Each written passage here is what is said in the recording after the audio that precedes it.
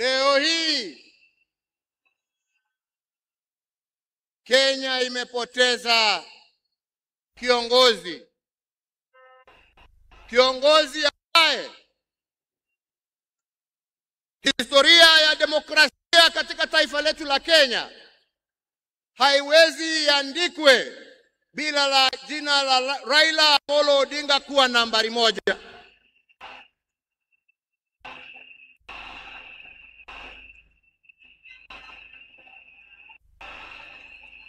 Historia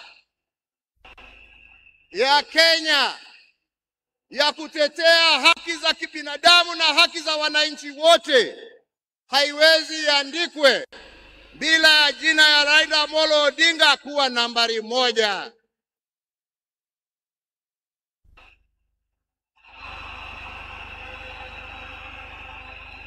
Historia ya ungatuzi na kuhakikisha ya kwamba wananchi kule mashinani wana uwezo ya kujiongoza na kujitawala na kuwa na viongozi ambao wanatekeleza shida za wananchi kule chini haiwezi iandikwe bila ya jina ya Raila Amolo Odinga kuwa nambari moja.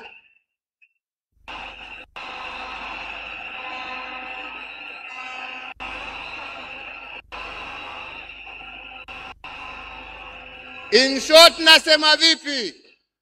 Nasema hivi: Raila ametuacha kimwili, lakini ndani za roho yetu, ndani ya spirit ya Kenya, ataendelea kuishi miaka na miaka tukisonga mbele.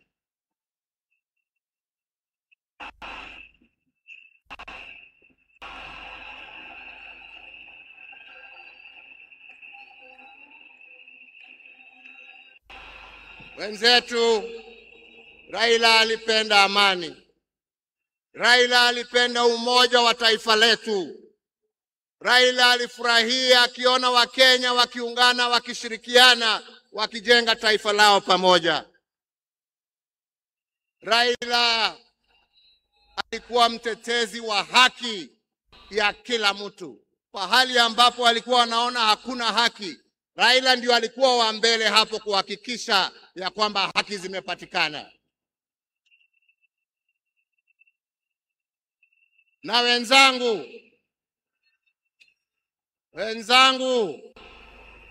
nawaambia hivi: tunakumbuka wakina Mzee Jomo Kenyatta na Jaramogi Odinga kwa kutetea uhuru wa nchi yetu.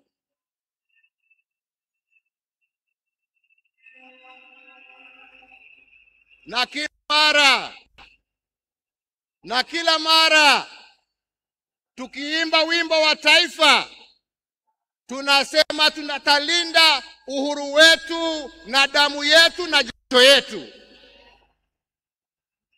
Leo hii tukiwa tunaaga baba yetu Raila Amolo Odinga, nataka pia tujiape ya kwamba hatutakubali kama Wakenya haki za kibinadamu, demokrasia na mambo yale yote ambayo Raila alitetea, hatutakubali arudi nyuma.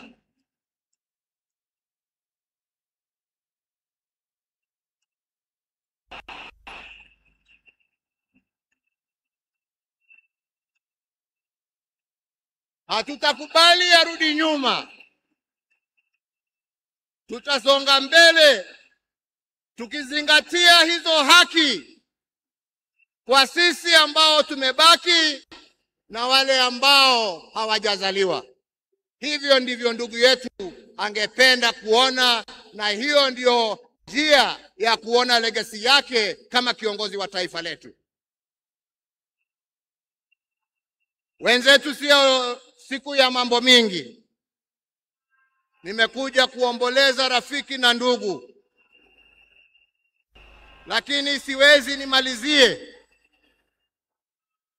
nisiposema ya kwamba hata kama leo tuna huzuni na tunaomboleza, lazima kama Wakenya tuchukue nafasi hii, kwa sababu Raila hangeweza kutenda yale ambayo alitenda kama angekuwa amesimamiwa na mama nguvu wa kazi, Mama Aida Odinga, na watoto wake Rosemary, Junior, Winnie na familia yake yote.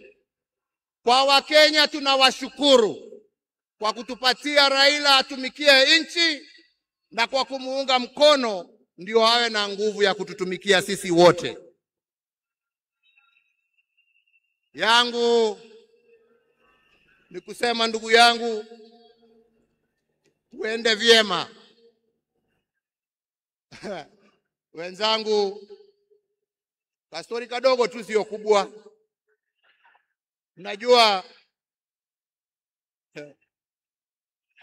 Unajua saa ingine baada ya kazi tukiwa tulia kidogo hapo nini, tunapewa kitu kidogo hapo. Kwani mnacheka? Mimi kitu kidogo nasema uji na chai.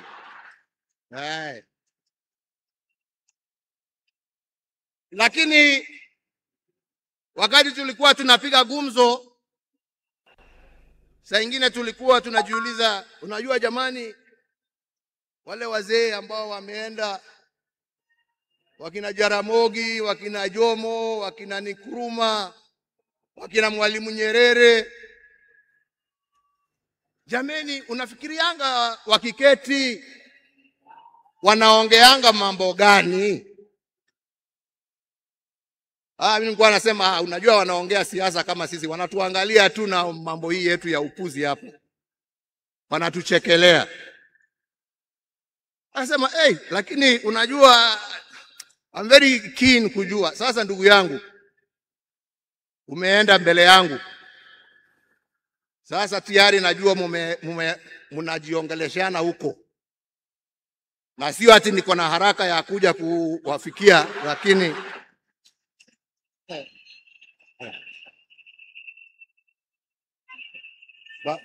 bado tunataka tutulie kidogo. Mwenyezi Mungu atusaidie, lakini najua wakati wetu tukifika utakuwa hapo kutuambia njia ya kutembea hizo mabarabara za huko. Kwa hivyo ndugu yangu, ni kuombee kwa Mwenyezi Mungu akurehemu, akulaze na amani na wenzako, ukijua ya kwamba twakumbuka wewe, na yale ambao umebakisha tutaendelea nayo, na familia yako sasa imekuwa yetu, na tutaendelea kuwalinda na kuwachunga na kusimama pamoja nao kwa wakati wote. Nasema lala salama ndugu. Mungu awabariki familia yako na awafariji na awapatie nguvu, na Mungu aendelee kuibariki Kenya hii yetu, Afrika Mashariki na Afrika kwa jumla. Asanteni sana, Mungu awabariki.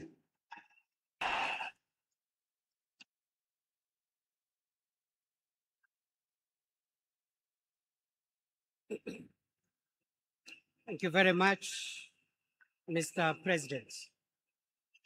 Kwa sasa nilisahau kidogo kutambua uwepo wa mkuu wa mawaziri Musalia Mudavadi, jaji mkuu Martha Koome, na aliyekuwa makamu wa rais wa zamani Stephen Kalonzo Musyoka, hata yeye yako area. After the end of this ceremony, the security agencies led by the Kenya Defence Forces will make announcements through the military MC on the procedure that is going to be followed, because immediately after this, we want mourners who have come to pay their final respects to our departed leader to have as much time as possible in an orderly manner, in a dignified manner, to view the body of our leader. And we want that exercise to begin as soon as possible, but we want to appeal for order, for calm. We have enough time. We are not in a hurry. Everybody who has come here today for that reason will get a chance. As a committee that has been working on this, we want everything to go right. So please, our military, our security agencies will help us coordinate that so that we have security in the stadium as we pay our respects to our departed leader. Before we do that, allow me, ladies and gentlemen, now to invite the President of Kenya, His Excellency William Samoei Ruto, to come and address us. Mr. President, sir.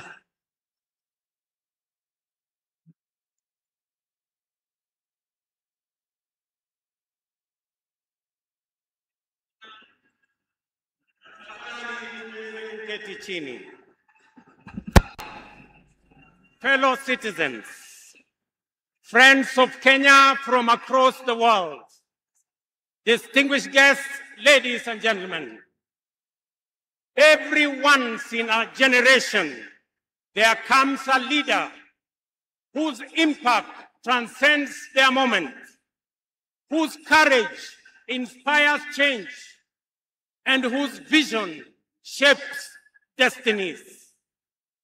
My brother, Raila Amolo Odinga, was one such leader. Across space and time, there are few exceptional persons who, when summoned by the call of history, rise to meet the challenges and opportunities of their time with indomitable vigor, with absolute conviction, and with unwavering valor. The Right Honorable Raila Amolo Odinga, Ward Mary, Ward Nyar Alego, Agwambo, Tinga, Jacom, Enigma, Ward Bean, Baba, the man in whose honor we gather here today, belong to that rare, irrepressible breed of human beings. My dear brother Raila Amolo Odinga, as we bid you farewell, we do so with the deepest gratitude as a nation and as a people. We grieve your loss. We celebrate your 80 years of presence and also salute you for the great statesman and patriot that you were. To Mama Ida and your children, Rosemary, Raila Jr., and Winnie, as well as the larger Odinga family, led by our elder brother, Senator Dr. Oburu Odinga, please accept the nation's most heartfelt condolences on this immense loss. Kenya stands with you in this moment of sorrow. We share in your inexpressible grief, but we also share in your pride for your husband, your father, your brother, and your kin, who belonged not only to you, but also to us. Thank you for sharing him so generously with us as families and as a nation.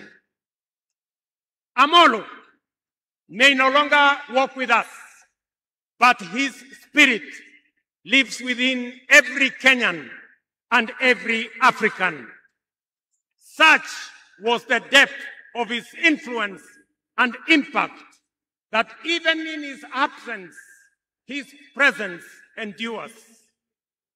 Fellow citizens, we gather here today not just to mourn the passing on of Baba, but celebrate his purpose, his vision, and his ideals. He walked among us as a man, but he also charged among us as a movement for change, a movement for justice, and a movement for inclusivity, and a movement for a greater and better Kenya. Allow me, fellow citizens, at this solemn moment, to also speak as an ordinary Kenyan, a father, a brother, and a fellow traveler in the journey of our nation's history. I have come a very long way with Baba. When I stood by him with the other Pentagon members at a defining moment in his and our nation's history, I neither knew that one day we would find ourselves on opposite sides, nor could I have imagined that years later he would stand by me, this time to steady the nation and to help anchor my leadership, culminating in the birth of the broad-based government. To you, Baba, I owe you, and I am truly and eternally grateful that our paths crossed and that we shared this journey together. We have been both collaborators and competitors, friends and rivals, but always patriotic Kenyans, united by a dream greater than ourselves, a dream bigger than any partisan divide, a dream of a united motherland called Kenya. As I have reflected on Raila's legacy following his passing, I have entertained no doubt in my mind that history will judge him fairly and kindly, because whenever the nation needed him to rise above self, he always did unreservedly. Whenever Kenya needed reason, he became the voice of reason courageously. And whenever the country needed a hand of reconciliation, he offered it without hesitation. Perhaps one of the greatest lessons he taught us was this: in the noble task of statecraft and nation building, there is room for all of us, competitors and collaborators, rivals and allies, bound together by one higher purpose, the greater good of our republic. Fellow citizens, those who worked closely with the Honorable Raila Amolo Odinga know that he was irrevocably stubborn in his vision for a just, prosperous, and united Kenya, a nation where opportunity belonged to all and justice favors none. In Tinga, Kenya found a reformer, a moral compass, a reconciler. He proved that progress demands both courage and patience, that we must be stubborn on the vision, but agile on the details, adjusting our means, our plans, and our strategies, but never compromising our mission. The gentleman we are bidding farewell today gave more to this country than most will ever. He endured years of imprisonment, exile, and political struggle for not the privilege of power, but for the principle of service. He bore the scars of his struggles with dignity and calm poise, and turned pain and suffering into purpose. Jacom was also at home in the humblest of homes and at ease on the grandest of global stages. His heart belonged to the people. He shared in their pain, rejoiced in their victories, and never lost faith in the people's goodness. Fellow monarchs, one of the Honorable Raila Odinga's favorite songs was Jamaica, Farewell by Harry Belafonte, a melody of longing and gentle sorrow. He often broke into a dance and with a big smile sang, round the Bay of Mexico, where the sun shines daily on. Thank you very much. Today, those words ring with profound meaning, significance, and impact. Our elder statesman, the Honorable Raila, is sailing on a ship, not to Jamaica, but to home beyond. He will not be back with us for many a day. He leaves behind many little girls and boys, not in Kingstown, but here in Nairobi, in Kisumu, in Mandera, in Vihiga, in Mombasa, in Kakamega, in Wajir, and in every village and valley across our land. Baba has finished his race. He has kept the faith. He has served his people and humanity.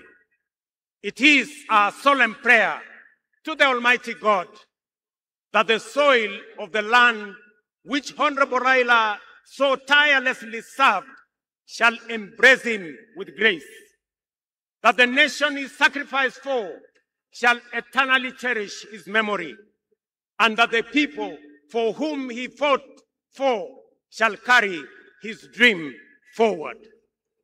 Ladies and gentlemen, fellow citizens, when a man of the stature of Baba, a towering patriot, a relentless reformer, a visionary statesman, and a selfless servant of the people departs from among us, when a mighty bongo tree falls among us, we are left in awe of a life so immense in purpose and impact. And in that quiet moment of both boundless gratitude and unfathomable grief, we are rightly bound to ask, from where shall another like him rise? Ladies and gentlemen, there was and there can only be one Raila Amolo Odinga, a man of great courage, a man that made sacrifices, and a man who had a big heart to forgive even when he was wrong. May the Almighty God comfort his family, and may the soul of the Right Honorable Raila Amolo Odinga rest in eternal peace. Asanteni sana, na Mungu atubariki sisi zote, and God bless our great nation. Thank you very much, and I want to thank all the dignitaries who have come to condole with us. Asanteni sana, tutawaona mbele katika safari ya kumpumzisha huyu shujaa kiongozi wetu Raila Amolo Odinga. Asanteni.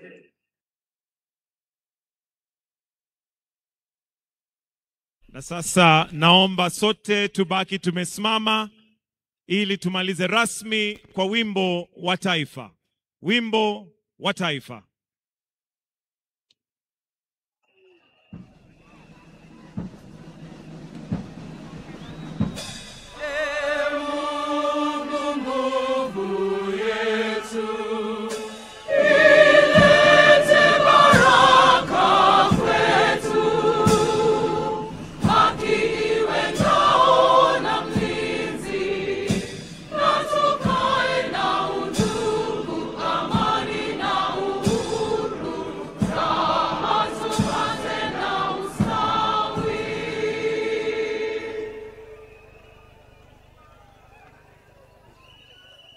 Na kwa sasa naomba tafadhali tuweze kuketi na kutulia ili tuelekezwe vile tutakavyoona mwili. Lakini kwa sasa, for the exit protocol, we'll have His Excellency the President Dr. William Samoei Ruto together with Her Excellency the First Lady to progress and leave.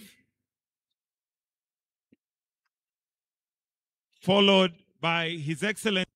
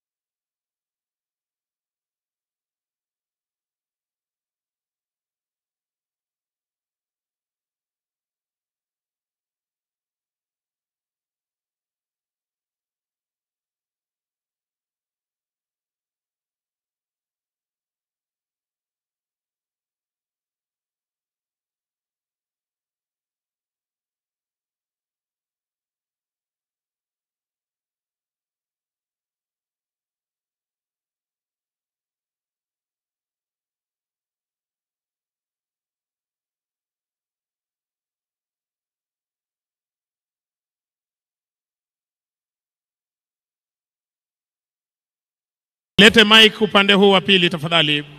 Tuletee microphone. Aya. Walioko hapa mbele kwenda kutazama mwili, tafadhali tunaomba tupige foleni. Tunaomba tupige foleni tafadhali.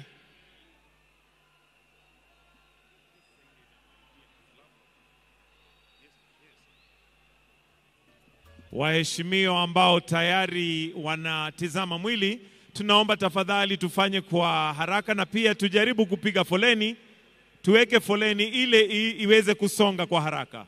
Naomba walinzi wa usalama tafadhali tusaidiane ili tutengeneze foleni moja ile ambao pia tutaelekeza wananchi ili waweze kuja tafadhali. Naomba